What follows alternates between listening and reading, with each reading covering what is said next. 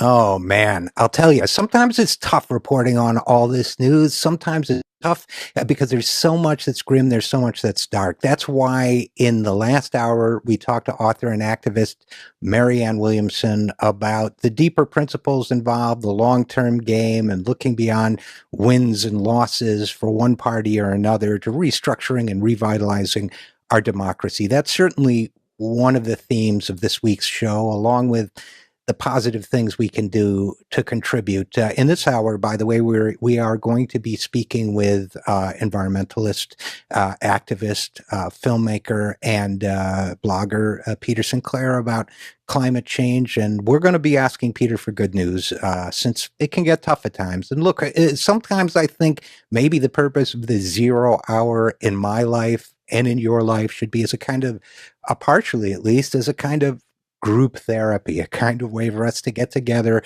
reaffirm our common values, reaffirm that there are things to be optimistic about, reaffirm that no matter how the odds look, however long they may appear at any given moment, that as Martin Luther King said, the moral arc of the universe is long, but it bends toward justice. I believe that. I also believe in something I like to call a Pascal's wager with the future. Now, those of you who are so inclined may have heard of Pascal's wager. Pascal said that he didn't believe in God, but that he was going to act as if he did, because in case he was wrong, he wanted to cover his bets. Basically, that my words, not his.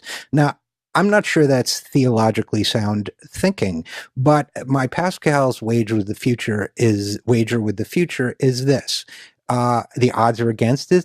It may be a 99 to 1 shot that we're not going to save our democracy or our planet. But if there's a 1% chance, if there's a 0.1% chance, let's take it, let's do it, and let's fight. And you know what? What else are we going to do while we're waiting, right? We got nothing else to do. Let's fight for a better future. And by the way, I do think we can make it. I do think there will be good news. I think we know why the Democrats lost, for example. They were not telling any kind of story that the American people could understand and embrace about reversing the kind of economic changes that have the richest Americans taking all the economic gains while the rest of the nation suffers. Democrats can't think that simplistic solutions or dog whistling on a couple issues, an issue here or there, is going to make a difference to the American people. We need to represent a change in policy from top to bottom and a change in values from top to bottom. And the party that is able to articulate that, whether it's the Democrats or a new party, I don't know what will come, but someday, if the party is able to articulate that, we will have a political change, a cultural change, a social change.